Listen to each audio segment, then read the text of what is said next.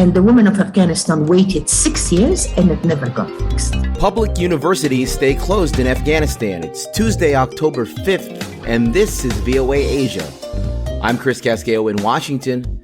Find us online at VOA Asia Facebook, Instagram, Twitter, and YouTube. Also ahead, COVID-19 pill offers hope. The world's most locked-down city. President Biden pushes his domestic agenda. Protesting Chinese coal plant. No Shang-Chi movie in China. It's all on today's VOA Asia.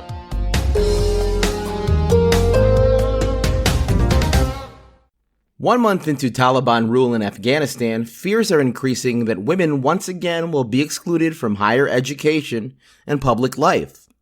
Taliban leaders say public universities will remain closed until they say women can be protected in segregated classrooms. U.S. lawmakers are calling on the Biden administration to keep pressure on Taliban leaders to respect women's rights. VOA senior diplomatic correspondent Cindy Sain reports.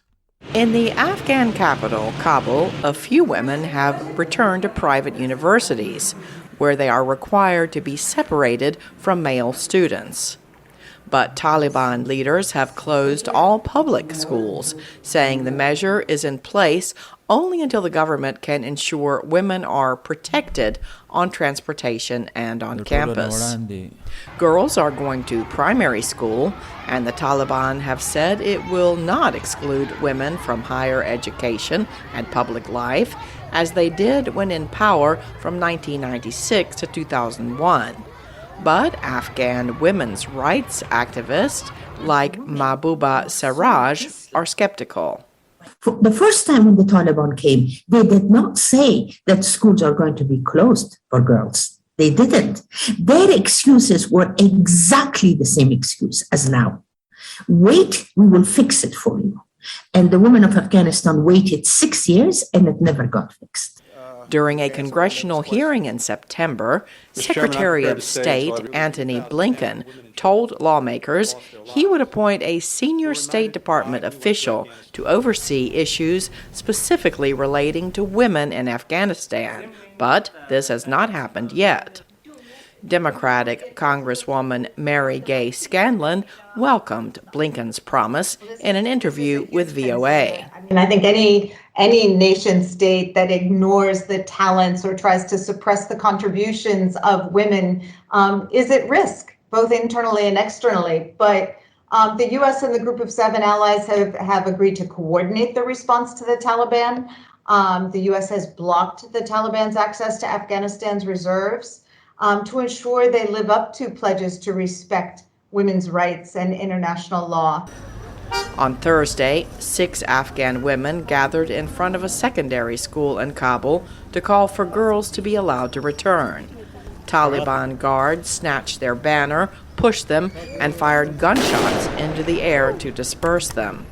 They also hit a foreign journalist with a rifle and blocked him from filming. Scenes that advocates say fuel more questions about the future of women in Afghanistan. Cindy Sain, VOA News.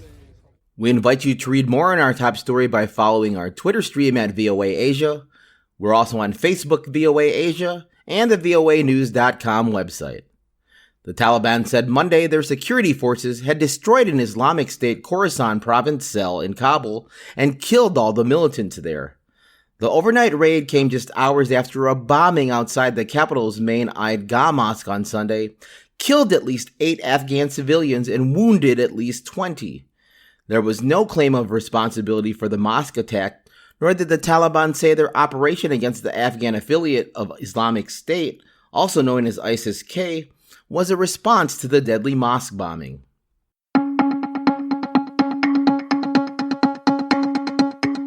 These are among the top Asia headlines you'll find right now on voanews.com.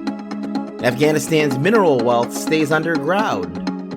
Lawyer says Myanmar's Suu Kyi is tired and seeks less court time. China's energy crisis puts global economic recovery at risk. New Zealand abandons virus elimination strategy. Singapore Parliament to debate bill to tackle foreign interference. Expanded coverage of these stories and more are on Facebook at VOA Asia, Instagram, Twitter, and on the voanews.com website.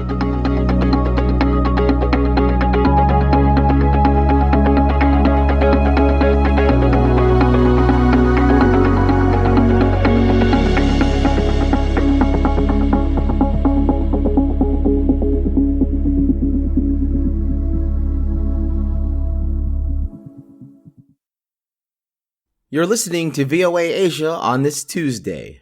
There's a new weapon against COVID-19 and it's in capsule form. VOA's Carolyn Presutti explains how it's a breakthrough and why other pills have been discovered that we haven't heard about. A stark illustration of the new number of COVID deaths in the United States. 700,000. From the White House. That is a striking, horrifying number of lives lost. But now, new hope. A pill that drug company Merck says prevents the coronavirus from multiplying. So promising that the clinical trials were stopped early, so more lives could be saved. Taken at the onset of the disease, the pill reduces the risk of hospitalization or death by half. They could go to their pharmacy and take their medication the way they do other medicines. This would allow us to treat many more people much more quickly, and we trust much less expensively. Dr. Caleb Hernandez is an emergency room doctor who also researches COVID drug discoveries. He says 3 other pills have been introduced, one that reduces the need for oxygen by 3-fold, but not under big pharmaceutical names. So they sit on a shelf without the money for FDA approval. Our government isn't set up to spend the $500,000 to do these studies. We rely on private companies to bring things to the FDA. And that's why you're not going to see as much innovation as you could see. Experts worry that Americans will rely more on this new pill and avoid vaccines that teach the body to make its own coronavirus antibodies. But for remote countries, pills may be easier to administer. Affordability and distribution are other factors, though. Hernandez hopes that some drug, any drug, will end the pandemic. But all I can think about is seeing that look on your face. He sings this tribute to a fellow doctor who quit the profession because he was burned out from COVID. We've been going for almost 2 years now, fighting every day, watching people die. And I think it's difficult when people in the community don't believe you. They think that you're part of some conspiracy or you're exaggerating or making things up. And then you go to work and you have to pronounce multiple people dead. Merck plans to seek approval for emergency use of the drug, which could take about 2 months. Carolyn Presutti, VOA News. Still ahead on VOA Asia, Melbourne, Australia officially became the world's most locked down city during the pandemic. Happening now in Asia, Japan's parliament Monday confirmed Fumio Kishida as the country's next prime minister. The Liberal Democratic Party's ruling coalition holds a majority, taking 311 votes to the 124 for opposition leader Yukio Edano. Stay up to date with VOA. You're listening to VOA Asia.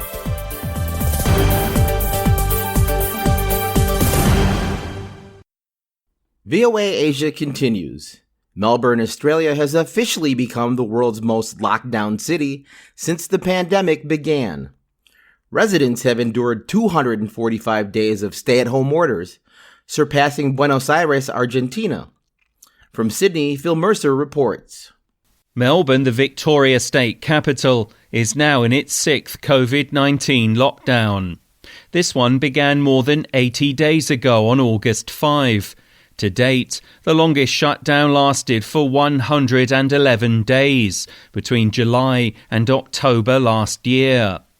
Stay-at-home orders were first issued in Australia's second biggest city in late March 2020 to curb the spread of infections. Many businesses have been forced to close, while millions of people have had to work and study from home, and nighttime curfews have also been imposed. Opposition politicians in Victoria have sharply criticised the state government over the length and intensity of the lockdowns. But the authorities have insisted they had no choice, but to repeatedly take drastic action because of the slow initial pace of Australia's national vaccination rollout, due in part to supply problems. The state's Chief Health Officer, Brett Sutton, says the tough measures have saved lives. I mean, it's been an awful crisis for the world, for Melbourne, more than any other place in Australia. We have to face the crisis that's in front of us. It's a reality that we are lagging amongst OECD countries for the vaccination rollout. That is the vulnerability that means that you have to have a lockdown to manage potentially catastrophic numbers and catastrophic numbers of deaths. 1,377 new locally acquired coronavirus cases and 4 fatalities were recorded in Victoria Monday. But even as Delta variant infections continue to surge, authorities are pressing ahead with plans to lift lockdown restrictions on October 26, when 70% of the population is fully vaccinated. The current inoculation rate is about 54%. Canberra and other parts of eastern Australia remain in lockdown. Sydney has had more than 100 days of stay-at-home orders since restrictions were imposed in late June. Its lockdown is expected to be lifted on October 11, when vaccination levels reach 70%. Australia has recorded 111,000 COVID-19 cases since the pandemic began. 1,300 people have died. Phil Mercer for VOA News, Sydney. VOA Asia Facebook is the choice of millions to see and read the latest stories about Asia and the United States. Follow us on VOA Asia Facebook. VOA Asia is also on Twitter and YouTube. Subscribe to all of our platforms for free. See, hear, read, and share all the latest from VOA Asia anytime. VOA Asia is your trusted source for news, information, and great features.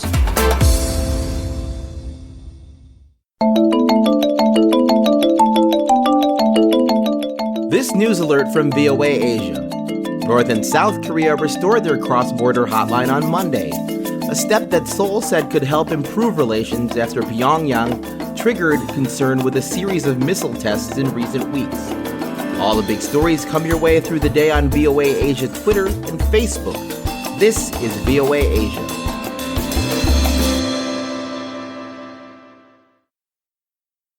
Continuing now with VOA Asia, U.S. President Joe Biden sets out this week to promote his domestic agenda. The president's Democratic Party is at odds with itself over 2 bills, a $1.2 trillion infrastructure package and a $3.5 trillion social spending bill. Michelle Quinn reports. President Biden is under pressure this week to bring together 2 sides of his Democratic Party over the 2 massive spending bills that are linked and key to his domestic agenda. I'm telling you, we're going to get this done. It doesn't matter when. It doesn't matter whether it's in 6 minutes, 6 days, or 6 weeks. We're going to get it done. With bipartisan support, the $1.2 trillion infrastructure bill for roads, bridges, and highways has passed the Senate. But in the House of Representatives, progressives in the Democratic Party say they won't approve that infrastructure bill until their party reaches a deal on the larger $3.5 trillion social spending package that includes money for initiatives such as the environment, education, and childcare. Speaker Nancy Pelosi delayed the House vote on the infrastructure bill, angering some moderates. In a statement, Senator Kyrsten Sinema, a moderate Democrat from Arizona, called the delay inexcusable and a stunt to hold the infrastructure bill hostage to the larger measure. Republicans opposed the bigger spending plan, with Senator John Barrasso, a Republican from Wyoming, calling it this big government socialism reckless bill on Fox News Sunday. The Democrats, with a slim margin in the House and an evenly divided Senate, where Vice President Kamala Harris is needed to tip the balance in case of a tie, need to unite their party if they want to get the larger package passed. Senator Bernie Sanders is an independent from Vermont. He spoke on ABC's This Week. Both of these bills are going forward in tandem. going forward in tandem. We've got to pass them both. The House is out of session for the next 2 weeks. President Biden reportedly told Democrats that the bill's price tag will likely need to come down to $2.1 trillion. And some progressive Democrats say a potential compromise could include shortening the period the bill will fund. Michelle Quinn, VOA News. Making headlines in Asia, in Thailand, the government began a vaccination program to inoculate students ages 12 to 18 using the Pfizer vaccines in order to vaccinate at least 85% of students and staff before reopening schools in November. Stay up to date with VOA. You're listening to VOA Asia.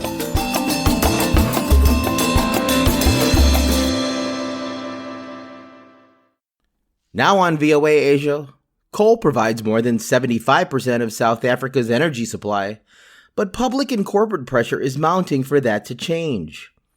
Protests were seen across the country last week, and now a proposed Chinese-backed coal power plant may be scrapped.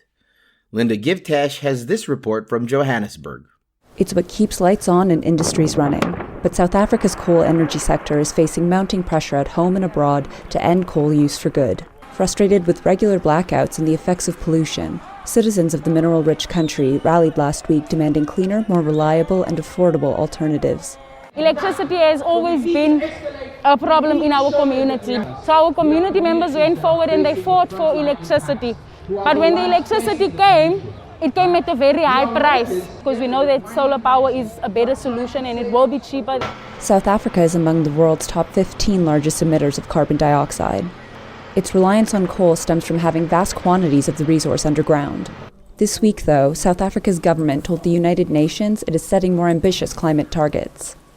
While environmentalists welcomed the commitment, they say the change to the energy sector is not happening fast enough. We have to drastically reduce our emissions and reduce our reliance on coal by about 80% within the next 10 years, less than 10 years. We aren't seeing those changes happening fast enough. We also know that we need to essentially double our renewable energy build-out plans. That also is not happening. As the rest of the world races to tackle climate change, analysts say pressure from businesses and foreign governments can force a faster green transition in South Africa. If we do not reduce our overdependence on coal, we will be punished by our trading partners who will set up cross-border tariffs, adjustment tariffs to ensure that their own industries in the home countries of Europe and the United States and the East are on level playing fields with South African industry. China announced last week it would no longer fund foreign coal projects. That means a Chinese-backed coal project slated to power a new industrial complex in South Africa's northern province of Limpopo could now be on the brink. The Center of Environmental Rights that has fought new coal projects says the cancellation will be good news for the climate and for residents. The people living in the areas where these coal-fired power stations are based are suffering daily devastating health impacts as a result of South Africa's electricity choices. And we certainly hope that means that is the end for the coal-fired power station as proposed. Analysts say China's decision will also have longer-term ramifications for coal development in South Africa and across the continent. China was seen to be perhaps the last outpost of finance that could be available for new coal, and there's nobody else to pick up this ball to finance this new coal-fired power. So I think the days of new coal in South Africa are over. The prospect of cancelling coal is a major victory for protesters who want to see South Africa embrace renewables on a larger scale. Linda Givtash for VOA News, Johannesburg. Captain Kirk is rocketing into space. Star Trek actor William Shatner plans to blast off from West Texas next week. Jeff Bezos' space travel company, Blue Origin, announced Monday that Shatner will join the October 12th flight with 3 others. It will be the company's second crew flight. Bezos, a huge Star Trek fan, was on the debut crew in July. At age 90, Shatner will become the oldest person in space. He'd also be the first actor in space if the Russians weren't launching an actress and a film director Tuesday to the International Space Station. Shatner's up-and-down space hop will last just 10 minutes and reach no higher than about 66 miles. Finally on VOA Asia, Shang-Chi and the Legend of the Ten Rings, the latest Marvel film, is unique in that it features a largely Asian cast. The film has received a warm welcome by audiences in Asian countries. The film's release, however, has been indefinitely postponed in China. VOA's Penelope Pulu has more. Chinese-Canadian actor Simu Liu plays Shang-Chi, the humble son of a powerful overlord. His father, Su Wen-yu, played by Tony Leung, possesses the mystical 10 rings that grant immortality and immense powers to whomever owns them. Eventually, Shang-Chi stands up to his father to save the world. For many of us who grew up in the West, whose parents immigrated, we never really saw ourselves on screen meaningfully. Shang-Chi will be an important piece of that conversation. The movie, by Asian-American director Destin Daniel Cretton, features a diverse Asian cast that includes film icons Tony Leung and Michelle Yeoh, as well as Asian-American actress and rapper Awkwafina. According to Variety.com, the film cost about $150 million to make, one of the lowest budgets of any Marvel Cinematic Universe movie production, and has been a hit both domestically and internationally, grossing over $360 million so far, which, according to The Atlantic, is an even greater feat considering that pandemic-weary audiences are still hesitant to return to theaters. It was made with the purpose of appealing to the Chinese market, but actually succeeded because it was something that appealed to Asian American audiences, to audiences in Asia, as well as to a wide range of people around the world who just want to see good movies. Despite its global box office success, the film may be a casualty of the increasing political and economic tensions between Washington and Beijing. It has yet to be released in mainland China. Under the Trump administration, the U.S.-China film agreement expired, which guaranteed access for Hollywood studio films to the Chinese market. The Chinese market is the largest in the world. Xi Jinping has made it very clear that one of his policy priorities is to have Chinese people tell Chinese stories. Many of them are what you would call patriotic films or almost propagandistic films. Chinese Studies Director at UCLA, Michael Berry, says these films are aligned with a grassroots movement by moviegoers who support nationalistic, action-packed Chinese films like the box office hit Wolf Warrior 2. Berry says netizens on Chinese social platforms such as Weibo have also criticized Shang-Chi for what they considered racist tropes. The main villain, who is Shang-Chi's father, is actually modeled off this character called the Mandarin. And the Mandarin has roots in Fu Manchu and some of these racist yellow peril type discourse that had been very deep rooted in the West concerning China for quite a long time. There was also backlash against Chinese-Canadian lead actor Simu Liu after a 2017 interview surfaced in which he criticized China, where he talked about his parents' rationale for immigrating from China to Canada. Nothing particularly explosive in that interview, but that's been grabbed onto by internet trolls and been judged by a lot of netizens as being unpatriotic or kind of harmful discourse for China. Ann Caucus says Shang-Chi's international message and global box office success indicates that Hollywood films might still be able to thrive without the Chinese market.